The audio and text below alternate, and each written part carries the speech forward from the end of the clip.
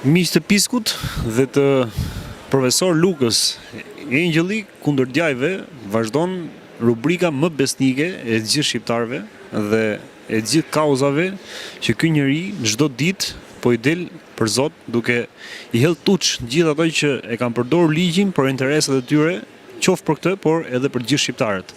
Engjëll, të përshëndes. Faleminderit që gjithmonë gjej kohë dhe shpreh atë se çka është më afër të vërtetës, ose më saktë e vërteta vetë. Unë gjërat i them ashtu siç i di dhe prandaj kam tendencën që të mos i dredhoj së vërtetës. Përkundrazi, ndonjëherë edhe nëse mundem dhe kur mundem edhe ta paraprij atë. Dhe kur e parapri e bëj me qëllimin që të përgatis njerëzit që të mos bëjnë gabime. Unë shpesh herë ju drejtohem njerëzve dhe ata largohen, sepse kujtojnë se unë do t'i kërkoj diçka. Me të vërtetë ndoshta në shumë raste unë edhe ju kërkoj diçka, po ju kërkoj në radhë para të që shtimen, dhe ju kërkoj me qëllim që ata t'i shmangin një të keqe më të madhe. Dakor? Dhe këtu jemi pikërisht për këtë. Unë tentova për 20 vjetërisht të paktën që t'i paralajmëroj njerëzit për një të keqe të madhe, shumë të madhe, njerëzit nuk bavon veshin. Dhe vazhduan të mendojnë se mos e ky kështu e kap. Ky është lypsar, ky s'dia asgjë, ky ja fut kot, ky shikon ëndra, ky çdo gjë ka kështu tendencioze kundër nesh e tjera. Mos harroni se sot dynjaja, bota është në pikën e saj më të keqe të mundshme. Tash do t'ju shpjegoj pse më të keqe të mundshme. Nga njëra anë, ndonjëri kujton sikur unë po gëzohem që u shkatrua Amerika. Sepse praktikisht për të paktën atë pjesë të globit Amerika s'ka me asgjë. Si ka mbetur na me asnjë shan. Ndërkohë që Trumpi vazhdon akoma dërdëllitjet e tij. Brenda 2 javë, 3 javë do ta shkatrojnë fare, do ta çojmë Iranin në epokën e gurit. Po, ai ka çuar veten në epokën e gurit, se ai e di tash që as i ka mbetur asgjë, se atë po e kërkon drejtësia nga kush e di sa gjykata. Prandaj edhe ky po i bën gjithë këto lëvizje të mëdha. Ai po i bën gjithë këto lëvizje, ai ka një mal me arsye për të bërë. Një kosto i madh është shkatrimi i Amerikës. Po pra, një është që të mbroj veten dhe t'i shmanget ligjit. E dyta që të mbroj familjarët që gjithashtu janë pjesë e të keqes që ka bërë ai. E treta, zera brenda Amerikës thonë që ai ndërkohë edhe vazhdon të përfitoj. Loja e tij e piste është që ai të vazhdoj të përfitoj nga ndryshimi i çmimeve të naftës. Si mund përfitojë? Brenda informacionit që ka vetë shtëpi e bardhë dhe shërbimet e inteligjencës, jepen informacione personave të caktuar, bankierëve e tjera që të lozin në bursë me ndryshimin e çmimit dhe nxjerrin fitime deri në 5-600 milion dollar brenda ditës. Brenda ditës. Dhe në këtë mes i akuzuar, domethënë janë ca zera që akuzojnë drejt për drejt Pete Hegseth, Ministri e luftës, si Amerika s'ka me Ministri të mbrojtjes. E kujtuan vetëm trima ata dhe mund t'i bëjnë namin botës. Prandaj vendosën Ministri luftës dhe mbrojtje. Dhe prandaj thanë që ne tash jemi Ministri e luftës, domethënë mund t'i bëjmë luftë kujdo, mund të agresojmë këdo dhe s'kemi me nevojë të mbrohemi. Ndërkohë që Ministri joni i mbrojtjes pas reagimit të ambasadës dhe thirrjes ambasadës amerikane këtu në Shqipëri që Irani mund të bëjë sulme në Shqipëri, që tha do të keni kujdes, andaj këtej qetësoj shqiptarët duke thënë që nuk ka vend për panik.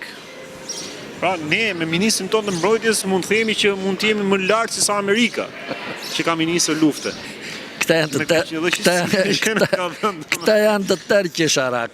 Ambasada amerikane nuk ka absolutisht asnjë lloj mundësie ta mbrojë Shqipërinë. Po çfarë thotë?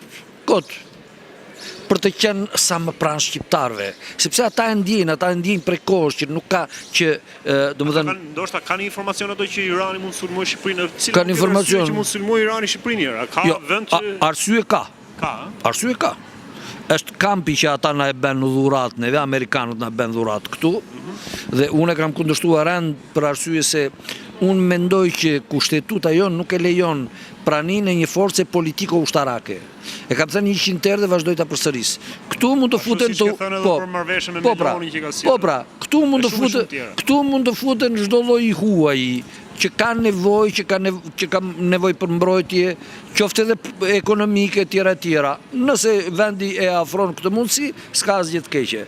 Problemi është se në kushtetutën tonë, dhe unë si njeri nuk e pranoj që këtu t'i jepë stre një organizate politiko-ushtarake. Është kundër kushtetutës tonë. Si janë mujahidinët, që amerikanët njeri quajnë armiq e pastaj bëjnë miq. E pastaj na i rasin neve këtu. Të njëjtën gjë si bën me afganët. Për çfarë arsye mund të sulmojnë Shqipërinë ato për shembull? Po një është tendenca armiqësore drejt për drejt e hapur e Edi Ramës. Edi Ramës që shpalli shtet terrorist. Që shpalli shtet terrorist, jo, që shpalli shtet terrorist edhe dëboi brenda 24 orësh, u fut brenda në ambasadë.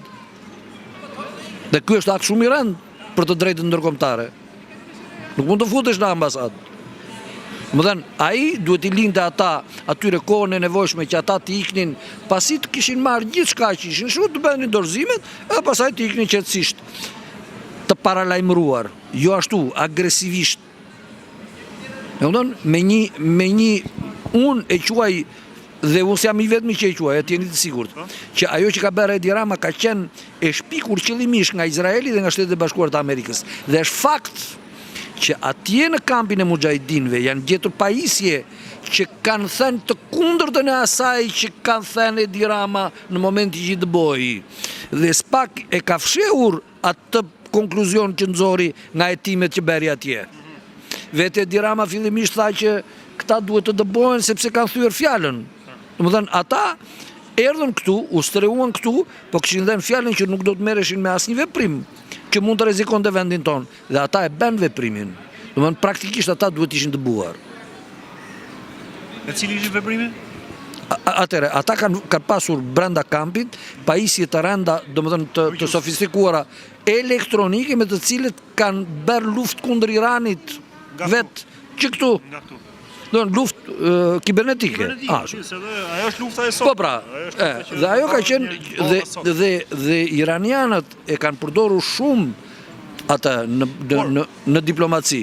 Ti arrin ta besosh këtë se çka ka thënë ambasada amerikane, ka diçka të vërtetë kjo që Irani mund të sulmojë Shqipërinë, apo mund të jetë diçka që këto mund ta kenë ndërtuar vetë, le të them, shiko, për një arsye tjetër. Unë në radhë të parë mendoj, unë në radhë të parë mendoj që tani nuk ka me pikën e sinqeritetit nga ana e ambasadës amerikane ndaj popullit shqiptar, dhe ata s'kan me sinqeritet ndaj vetes. Ata duhet të kuptojnë këtë që sa kohë që ata mbajnë këtë qëndrim ndaj meje, dhe jo pse është emri i Angjit Lukës, po ndaj aktit, ndaj asaj që morën prej meje dhe nga mënyra se si më ashtu, domethënë ata bën një akt me fill tradhtie dhe tradhtuan veten. Ata kanë futur në mes një mekanizëm, dhe ta di gjithë Europa këtë, ta dëgjojnë mirë.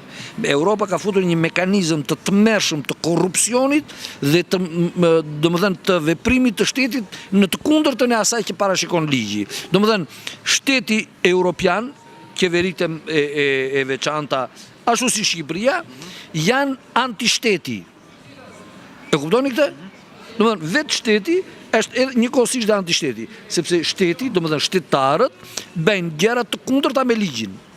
E bëjnë gjyqtarët, i bëjnë gazetarët, i bëjnë prokurorët, i bëjnë policët, i bëjnë kryeministri, i bëjnë ministrat, i bëjnë presidenti, etj. Gjithë hallkat e shtetit punojnë së prapthi. Dhe kjo është logjika. Kjo që po ndodh tani në Iran është logjika e mbrapshtisë që ata kanë mbjell këto 20 vjet. Që ka dalë hapur tani.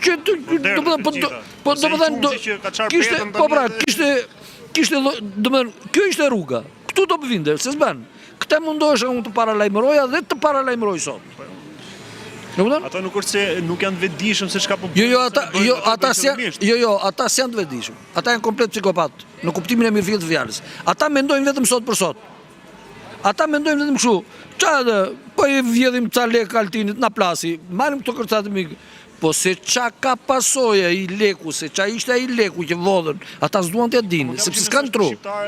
Siç e ka qetësuar dhe ministri mbrojtjes, sa ka vend për panik, domethënë, do ta marrim seriozisht. Shiko, situatën në Iran. Dëgjoni këtu, e di si është puna, po bie ky shiu? Ha? Ka vend për panik që po bie shiu? I bën do ti për shembull thirrje Zotit që o Zot ti mos na idh këtë shiun. E bën dot? Jam shumë i vogël për ta bërë. Pra ti dhe të gjithë këta që shikon këtu, Ministri Mbrojtjes, ajo ambasada amerikane e tjera janë minimal që të munden të ndryshojnë këtë situatë dhe që të mund të japin shqiptarëve në një fije sigurie që kjo s'do të ndodhi. Për ta përmbledhur tani, të mbyllim këtë temë dhe të kalojmë te tema më të rëndësishme, më të prekshme për Shqipërinë. A rrezikon Shqipëria që të preket domethënë nga një sulm nga Irani dhe sa qëndron kësaj si thirrjes ose deklaratës fuqishme të Trumpit? A mund ta bëjë atë se çka ka thënë që do të çojnë epokën e gurit Iranin? Ai ka quar veten në bokën e grurit. Shikoni se kampet amerikane ushtarake që pretendonin se mbulonin gjithë zonën dhe mbronin gjithçka që ishin shtetet si Bahreini, Katari, Arabia Saudite, Emiratet, e më the tash, të gjithë kanë dalë zbuluar. Raketat iraniane bien kështu si kokur të qefit. S'ka asgjë që i ndalon. Nuk ekziston. Absolutisht asgjë. Tashti, nëse ju besojmë gazetarëve që janë amerikanë, nuk janë shqiptarë, gazetarë dhe specialistë të inteligjencës dhe të shërbimeve, domethënë ushtarak të mirëfillt. Dje par dje janë asgjësuar jo më pak se 50 avion me një sulm të vetëm, amerikan. Dje par dje janë shkatëruar jo më pak se 15 helikopter me një sulm të vetëm. Dhe kështu Irani ka filluar t'i bjerë mbar të gjitha bazave ushtarake, universiteteve që janë në pronësi të amerikanëve dhe që shpërndajnë kulturë amerikane e tjera. Irani e ka kthyer në një luftë të drejtë për drejtë kundër çdo gjëje që është amerikane. Në këtë prizëm, ata e dinë që këto vende të rreth rrotull kanë mbështetur fuqishëm Amerikën në veprimet e saj kundër Iranit. Domethënë veprimi në një farë mënyrë është legjitim. Dhe dëgjoni këtu. E dini çfarë thot ligji? Ligji në nen shqiptar në nenin 302 thot për kraja e autorit të krimit është e dënueshme. Nga kush? Në ligj. Në ligj. Po ligji ndër ligjit. Jo, e kanë fjalën që logjika është kjo, që Irani thotë kështu, se ligjin e ka ndorë të Amerika është armiku im dhe më godet mua. Vret fëmijët e shkollës, vrau të parin e vendit, shkatron industrinë e tjera, dhe ju e ndihmoni, ju jepni strej, ju jepni ushqim, ju jepni energji, ju e mbështesni me propagandë, me gjithçka, kundër prit. Kjo është logjika e Iranit. Dhe unë ju sulmoj, sepse ju jeni bërë palë me te. Kjo është logjika. Tani, Shqipëria nuk është në atë stad që po jep Amerikës mbështetje për luftë kundër Iranit. Ne kur të dashur ne s'kemi gjë për gjë. Absolutisht asgjë. Domethënë ne jemi fare minimal, përveç më fal për shprehjen portëve të Edi Ramës, ne s'kemi asgjë tjetër në këtë drejtim. Kupton? Na ka fiksuar në tjerë në ato portët e veta. Po pra, sepse portët e tij kanë qelbur dynjan dhe kanë qelbur Europën. Unë do t'ju them kështu me garanci, me bindje absolute që ai njeri vepron kudo, në të gjitha institucionet, dhe ai ndikon dhe korrupton këdo. Ku unë shkoj për të kërkuar për shembull një provë apo për kërkuar drejtësi aty, prokurorët nuk kanë frikë, policët nuk kanë frikë, veprojnë hapur, në të kundërt të ligjit. Veprojnë brenda gjykatave, veprojnë brenda prokurorive. Domethënë këtu ka arritur gjë e pa konceptueshme, e pa imagjinueshme, dhe të tëra këto bën me mbështetje të plotë atyre që bërtasin se duan drejtësi. Shikoj, gjëja është jashtëzakonisht serioze. Këtu nuk bëhet fjalë për një Shqipëri që është një vend minimal dhe ndikimin e vet normalisht duhet ta ketë zero. Jo. Do t'i them një gjë, ato grupet kriminale të drogës që tani janë bërë problem në gjysmën e perëndimit, duke filluar që nga vendet e Amerikës Latine, në për Europë, në për vendet skandinave tjera, nuk janë grupe kriminale të zakonshme që kanë bërë ca para dhe vinë këtu edhe korruptojnë ca prokurore, ca gjyqtare, ca ministra. Jo, është krejt e kundërta. Bajni mend të që po them unë. Është krejt e kundërta, është shteti që i ka krijuar ata. Është shteti që ju ka dhënë para, prokuror, gjyqtar, gazetar, pronar medjesh, ministra etj. Ju kanë dhënë atyre para me qëllim që ta qarkullojnë dhe të fitojnë sa më shumë pushtet. Dhe kështu të mbeten sa më shumë të paprekshëm. Dhe këtu ka gisht drejt për drejt ambasada amerikane. Drejt për drejt. Ata benchmos që ligjit të mos funksionoj. Që të rikthehen pak te ky pushteti që flasim dhe duke sikur ka një krisje midis Edi Ramës dhe Europës, kryesisht me Gjermaninë. Dhe kjo ka reflektuar dhe një përçarje dhe një distancim dhe një përplasje të fortë midis Ramës dhe ministres për punë të jashtme, Spiro Pali, besoj se ke parë atë, e hoqi edhe nga posti atje, dhe tani kanë filluar këto. Thuhet se Rama ka marrë vesh që Spiro Pali ka ndikuar dhe ka fol keq në Gjermani për Edi Ramën. Ta them në gjuhën shqipe unë? Ta them në gjuhën shqipe? Spiro Pali është grifsh. E diti ku i thonë në gjuhën shqipe grifsh, Spiro Pali nuk do ta lë rahat të Ramën. Do jetë më keq përplasja e Ramës me Spiro Palin do jetë më keq se sa me Ballukun? Si sa me Ballukun. Bament, sepse Spiro Pali nga njëra anë në një farë mënyre është më e pavarur, më e pastër se Balluku, një, dhe e dyta, Spiro Pali beson fort që ka mbështetje nga Amerika.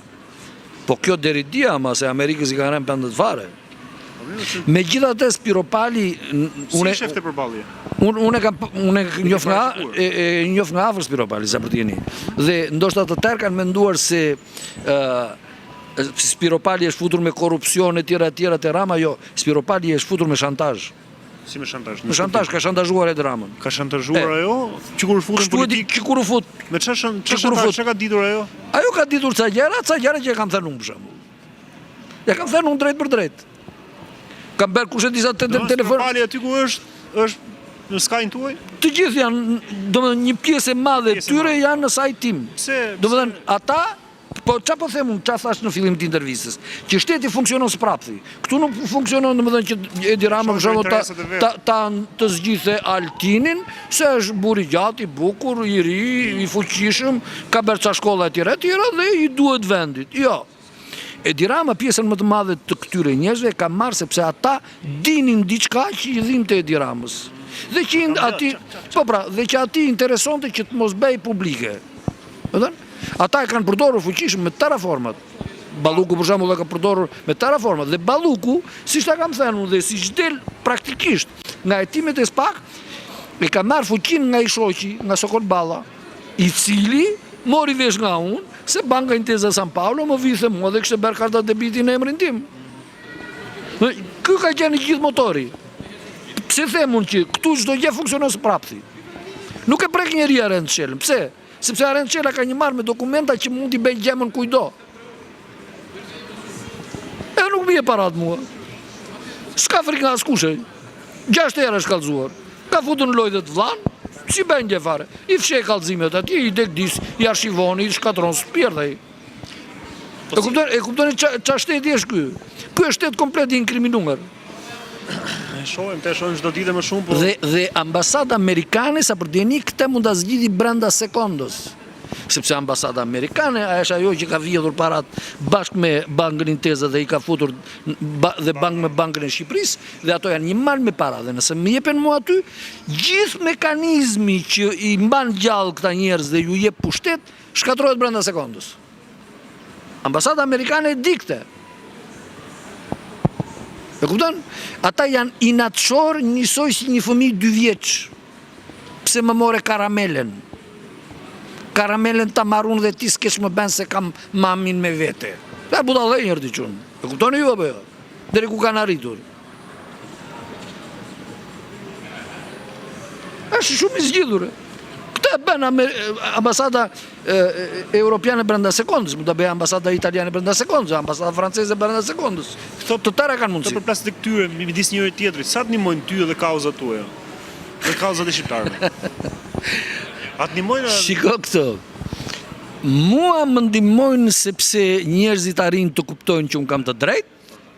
Kjo është njëra. Nga ana tjetër, çdo ndihmë që marr unë dhe që marr ta kuptoni shprehjen së prapthi, sepse unë nuk kam nevojë që njerëzit të kuptojnë të vërtetën. Natyrisht e kam dhe nevojë. Por në radhë të parë unë dua gjën time dhe dua që kjo gjeja ime të mos jetë në dorë të një pushteti komplet të inkriminuar. Dhe në këtë pikpamje unë nuk kam ndonjë përfitim. qartë. E kupton? Përfitimi im që është që unë të marrë gjën time dhe kriminali të mos ketë gjë që i jep atij pushtet dhe që bën të paprekshëm. Këtë Amerika nuk e kupton dot?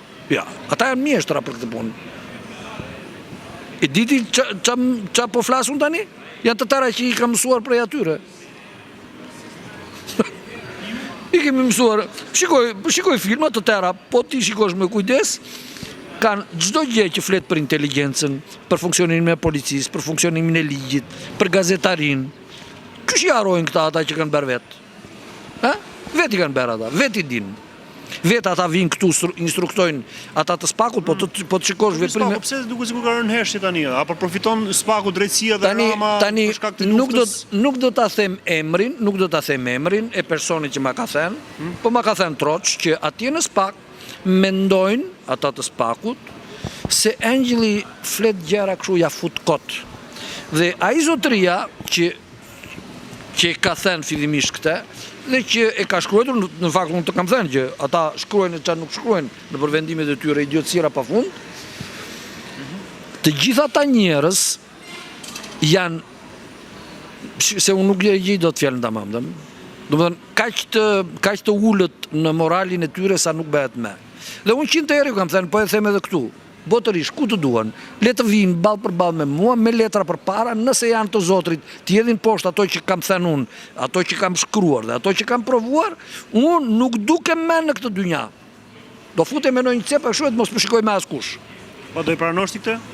E do e pranosh nëse ato do të thonë të kundërtën, këtë që sapo the, do e pranosh? Nëse ata vazhdojnë da thonë të kundërtën me letra përpara një televizioni që ta shikoj gjithë bota, brenda sekondës do ta pranoj. Do e pranosh? Po. Po ata se kanë kur këtë shansër të qënë. Ata flasin budalli që më pashku. Shiko këtu, kur arrin, dëgjoj këtu. Ti thua që s'ka me ndodha asnjëherë kjo gjë. Kur në kurës, dëgjoj këtu. Si preti ta fitosh këtë gjë te kaos? Ndërkohë që këto nuk do ta bëjnë këtë. Unë do ta fitoj se s'bën. Por kjo në rregull, po si? Si është pjesë. Ka modele, forma tjera, patjetër. Po s'diskutohet. Unë punoj me të gjitha format e mundshme. Dhe ata atje, sa për dijeni, janë kaq të patësip, po e them Troç, sa kur ligji thot, dëgjoj këtu, ligji thot, vendimi i formës së prerë ekzekutohet. E thot ligji, e thot kushtetuta. Vendimet gjyqësore janë të detyrueshme për organet shtetërore. Kemi një vendim gjyqësor që ka brenda jo më pak se $50 milion dhe pa pikën e turpit prokurorët njëri pas tjetrit dhe gjyqtarët në mbrojtje të tyre, domethënë disa gjyqtarë, po flas për ata të Spakut sidomos, thonë që jo po s'ka ndodhur asnjë gjë. Qysh s'ka ndodhur asgjë? Qysh ata lexojnë vetëm atë pjesë të ligjit që u do qefe atyre? E kuptoni juve ku kanë arritur ata? Dhe të imagjinosh që ata marrin nga 6, nga 7, nga 10 milion lek çdo muaj. Ata marrin 2 fishin e 3 fishin e kolegëve të tyre që të sigurojnë kanë bërë një punë 100 herë më të mirë se ata. S'kanë bërë punë tamam, po gjithsesi e kanë bërë më mirë se ata. Ata kanë arritur në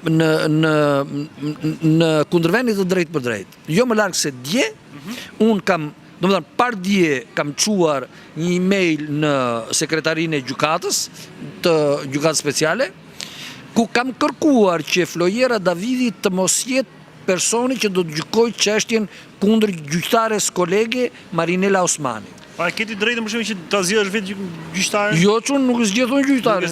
Jo. A do kishte ti dikën që do propozoj që mund të ishte gjyqtar? Jo, unë nuk propozoj se kam këtë drejtë. E qartë, po unë mund ka një njeri sakt aty. Jo, por unë kam të drejtën të kundërshtoj atë që është në konflikt direkt me mua. Këtë e jep ligji. Këtë më jep ligji. Por ti mendon se ka një gjyqtar sakt aty të pastër, domethënë që mund ta gjykojë një. Si mund të njofun në rëçun, por si mund të njofun ata? Ata nuk janë me gjyqtar, janë ushtar të Amerikës. Të gjithë? Të gjithë pa breshtin. Ata janë mbledhur Kastilën për atë punë. Janë mbledhur me kokra, janë trajnuar, domethënë janë rekrutuar. Nuk janë trajnuar për si gjyqtar, janë rekrutuar si spion. Po ta marrim këtu, ato janë profesionistë që po thjesht po ndjekin një linjë që i kanë thënë të tjerë. Po pra. Por nuk është se është problemi ata. Është sistemi që jo, ata janë problem. Shiko këtu. S'ka ndonjë brenda. Shiko këtu. Ora këtu je gazetar ti? Po. Ashtu ti. Ti këtu po bën punën tënde. Ke njeri që të ka vënë pushkën nga mrapa? Jo. Jo. Atyre ka njeri që ka vënë pushkën nga mrapa? Po. Jo. Si jo? Jo, reçun. Ata kanë zgjedhur të jenë të poshtër. Ata kanë zgjedhur të punojnë për interesat e tyre dhe për interesat e ligjit. Kanë zgjedhur. Kanë zgjedhur me ndërgjegje. Ata që i kanë rekrutuar. Dgjoj këtu. Ato kanë dikat e linjën e tyre. Jo. Dgjoj këtu. Amerikanët i kanë përzgjedhur pikërisht sepse ju kanë bler kokën para se t'i zgjidhnin. I kanë ditur çalloj brumi kanë.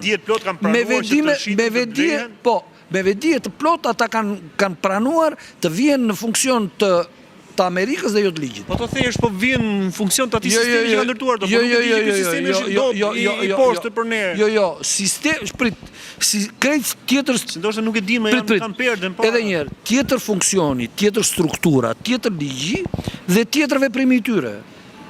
Pikërisht për këtë po flasim. Se veprimi i tyre nuk përputhet as me mënyrën, as me qëllimin për të cilin është bërë ajo strukturë, as për ligjin. Po qëllimi është shitur ndryshe, po ndërkohë që nga poshtë, underground do të jetë gjë. Sepse këta njerëz kanë pranuar me vetdije. Ne kemi një kryeministër. A kemi këtë kryeministër? Çfarë thot ligji? Çfarë thot ligji? Shit e blidhur? Se kam. Po e ka vendi. Ashtu. De jure e kemi. Po ashtu. Ligji e ka të përcaktuar çdo gjë se çka kompetence dhe se si duhet sillet kryeministri. I ka thënë ligji kryeministrit ulun në gjuhën e atij para melonit? I ka thënë? I ka thënë ajo fut armikun ti fute këtu në terra institucionet shqiptare? Ha? Jepi atij spiun krye spionit të botës, i jep ti të gjitha të dhënat e shtetit shqiptar? Ha? Domthonë, shteti izraelit është shtet spiun. E ka të shkruar në ballë, shtet spiun, e din gjithë bota, nuk e di unë. E di gjithë bota. Si e pranon ky? Si e pranoi Altin Dumani që e thiri atë, qëllimisht ka futur agent të Mossadit aty, që të marrin të gjitha të dhënat e shqiptarëve. E diti që në çdo lloj shortimi që bëj unë, më del gjithmonë njëri për të cilin unë jam ankuar apo e kam kallxuar. Dhe ata thonë që kjo është kështu thot shorti. Jo, shorti nuk ka gjë më të lehtë se sa të manipulosh një sistem kompjuterik. Dhe ata kanë bërë qëllimisht atë atje. Unë ankohem për Flojera Davidin, tank shportimi, tank Flojera Davidi. Unë vete sot edhe i kërkoj përjashtimin, ajo tank të nesër me më jep vendimin që është kundër meje.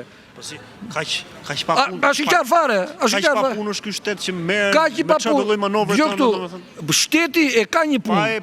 Edhe një herë, shteti e ka një punë, po vjedh. Vjedhje. Nuk është vetëm vjedhje, nuk është vetëm vjedhje. Vetëm ata kanë ata. Nuk është vetëm vjedhje. Po pikërisht se nuk ka shumë, kjo është shkatërim në themel të shtetit, të kombit, të popullit, të vendit, të territorit, të gjithçka. Dhe kjo, se çka thotë që të vit tjetër këtu, vit deri këtu italiani, ku diun gjithë ta, kjo është pushtim. Izraelitët me prona, me gjora. Po shikoj, edhe një herë. Ata kanë kapur, siç të thash unë ty. Pse thosha unë që këtu nëse nuk arrestohet Altin Dumani nuk funksionon. Pse? Sepse mjafton një njeri për të vënë në funksionim gjithë të tjerët. Ata nuk janë të zotrit, nuk janë nga ajo gjellë që të thonë unë nuk dua 6 milione dhe do iki. Se thonë do të ata.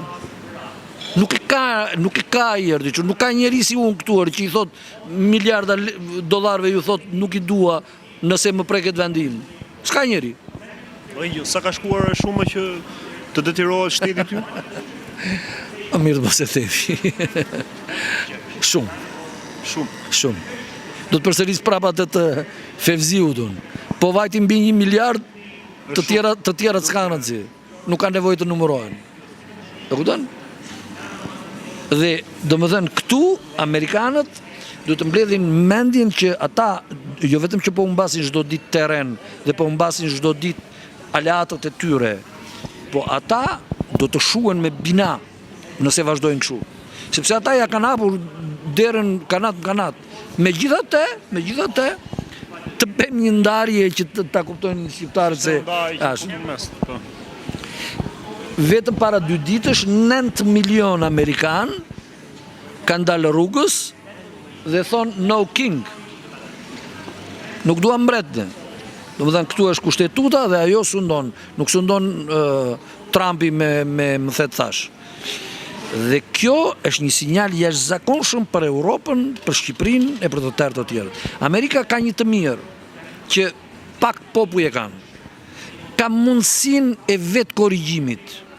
Po. Si, në çfarë mënyrë? Ka institucione të forta. E kupton? Ka njerëz që hapin gojën lirshëm. Edhe pse Trump për shembull ka tentuar të arrestojë, të dhunojë etj, po atje njerëzit e dinë që në fundit kjo është detyra e tyre parësore, të mbrojnë kushtetutën, të mbrojnë lirinë e tyre. Dhe shqiptarët kanë humbur pikërisht të. Amerikanët dhe izraelitët, italianët, francezët kanë bërë këtu një punë për të shkatëruar pikërisht këtë që është themeli një shteti normal. Jo shtet demokratik, shtet minimalisht normal. Këta ka kthyer shtetin tonë në një shtet kusarësh. Angel. Yes. Mendoj se i zauruam gjithë to, ne do të jemi në vazhdim, patjetër, do japim me pika të vogla, siç e kemi thënë, por do të jemi konsistent, do të jemi të vazhdueshëm. Por meqense ma cek her pas here më përmend çështjen i korrupsionit kudo në gjitha institucionet, por më prek edhe pjesën e medias që është e përfshirë në këtë vjedhje korrupsion të madh, në gjithë këtë aferë të madhe të shtetit edhe gazetarët. Por për rastin më të fundit që është rast përsëritës, për herë të dytë kërcënohet administratori pronari i një media në Shqipëri. Për më të cënënë, kam fjalën për Endri Meksin, që në rasti dytë janë futur brenda në institucion, brenda në media, brenda në televizion, janë futur njerëz me maska, duke kërcënuar. Jo, si ka gjetë, ka dalë publikisht, ka shkuar në polici, në prokurori, ka bërë... Në cilën polici dhe në cilën prokurori? Pra dhe policinë dhe prokurorin që ti ke vite që e thua. Domethënë, ajo që thot Endri Meksi është shumë pak e besueshme për mua. Pse? Endri Meksi është etiketuar nga Belinda Balluku si gjobvenës. Një? Ndërsa unë e di të sigurt që Endri Meksi nuk është ai që pretendon. Sa për djeni, unë kam folur kush e disa herë me Endri Meksin. Personalisht me Endri? Po, kam bërë disa herë telefonata, i kam shkruar domethënë mesazhe në WhatsApp e tjera. Dhe në pallat prit kemi folur. Në pallat punon, domethënë jeton një bile deri para 2 vjetësh jetonte mbi apartamentin tim. Endri. Jo, gazetari i MCN-s, gazetari i Endrit. Kume. Si e ka emrin? Mariglen duket. Mariglen Kume banon në të njëjtën pallat me mua. Ai ka parë të gjitha veprat e dhunës që janë bërë kundër meje, i di të gjitha, kanë folur me te, kanë folur edhe atje te MCN-ja dhe asnjëherë ata nuk kanë marrë drejt për drejt intervistën. Çka ka thënë Endri? Po bëjnë dot ata pa Endrin? Bile herën e fundit që fola me Endrin, më tha mua mos më dil më përpara, mos më fol mua, mos merr në telefon, sepse Endri mblodhi mirë informacione, ju dha gazetarëve të tyre i pagoi me paratë që ka marrë nga Edi Rama. Dhe tash ti shtiret sikur është që Endri ka përdorur prap kazat tuaja. Po. Për të vendosur. Por të tjerë kanë përdorur. Për gjoba. Po ç'a po ndodh tani? Kush është ai që mund të jetë duke sulmuar? Askush. E bën për vetë për të viktimizuar veten? Por, për të viktimizuar veten. Pse? Për çfarë arsye? Po sepse ajo i ka thënë gjobvenës. Unë po i them për të gjithë gazetarëve gjobvenës. Nuk e kuptoni këtë? Dhe ky është një nga ata që më dha mundësinë të shpresha. Ka parë dokumentacionin, ka njeriu në pallatin tim që mbledh dhe di gjithçka, edhe tash i thot jam i viktimizuar unë dhe kujt i drejtoj? Ka diçka të vërtetë që po e kërcënojnë që është hera ty. Unë dyshoj shumë fort. Unë nuk kam prova. Unë nuk kam prova. Gjë këtu, le të jemi të qartë. Nëse me të vërtet ka njerëz të tillë, ata do të duhet të dënohen se s'bën, kjo nuk diskutohet, dhe gazetaria duhet të mbrohet se s'bën, po gazetaria ma. Bravo, kjo duhet dile tani në tërësi. Edhe një, gazetaria, jo maskaralleku. A ka një cënim të Se dim akoma, nuk e dim.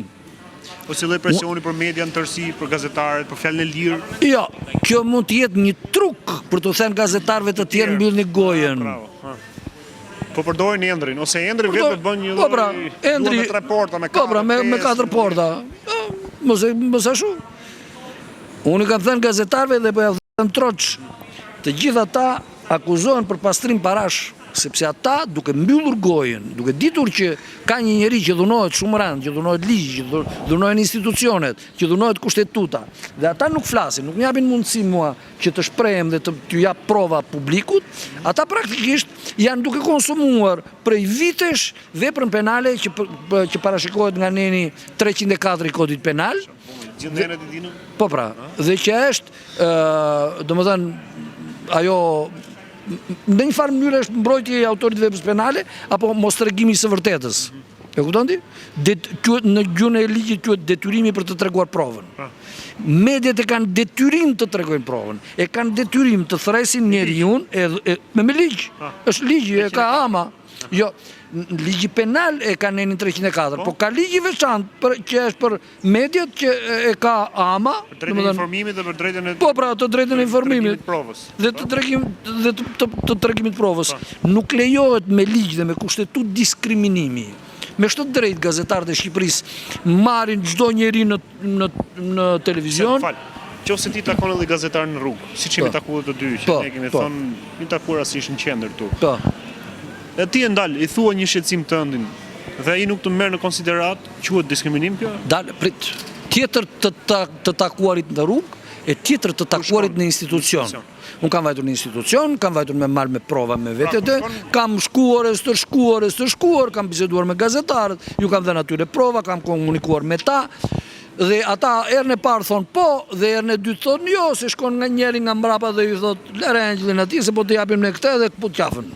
Ka që thjeshtës. Kjo diskriminim, shkelje e ligjit, po pra, drejtës informimit dhe tregimit faktet. Dgjoj këtu, është diskriminim, është shkelje e të drejtët për informim, dhe është shkelje e nenit penal, me fjalë të ligjit penal, që është neni 304. E kupton? Brenda këtyre, këto janë shkelje etike, po është shkelje penale e dënueshme. Është shkelje penale e dënueshme. Po. Për shembull, unë kam një mal me prova për Klodiana Lalën, që kam në telefon, që kam komunikuar kushe disa herë me Klodiana Lalën, dhe Klodiana Lala bën sikur, domethënë, sikur unë nuk kam prova. Na tregon në një provë, dhe s'ke prova ti. Konflikt me gjithë kolegët, me gazetarët. Po s'me bëhet vën fare mua, unë ja kam thënë troç të gjithë. Dhe presë edhe unë dhe pastaj. Ore, prije, beqa duash ti, po s'me bëhet vën fare. Po do të çojë, si diskutohet. Okej, i përshëndesim Klodiana Lalën e gjithë gazetarët që përmend Angeli këtu, me mua nuk është si ka diçka që ti më i qartë. Është fjalë e Angelit. Ata është nga njerëzit që unë vlerësoj. Ata gazetarë duhet të kuptojnë që duhet të bëhen gazetar. Qëllimi i Angelit nuk është që të dënojë ata. Qëllimi i Angelit është që Shqipëria të ketë me të vërtet një gazetari siç është fjala gazetari, të lirë, të pavarur, profesionale, të vërtetë tjera, dhe e dyta që Angeli të respektohet në të drejtat e veta. Qoftë për të drejtën e të shprehur. Po kishte i gazetarit vërtet Angel këtu në Shqipëri. Po s'do ndodhte kur kjo orë. Jo. Po kur zë. Do hilte poshtë. Po kur nuk ka asnjë italier diçun. Po nuk ka asnjë italier. Ti më që s'ka, ti më ketë me diçka minimale. Po ky është alarmi se gjithë Europa është kthyer në shtet të inkriminuar. Po kuptoni juve, kanë mbetur ca kokra kështu që e kuptojnë dhe që s'kan arsye për të qenë pjesë e lojës. Se i tham gjithë tani një mendim fundit. Ne kemi me, po s'ka gjë. Si që shia mbitor. Tham sa tham.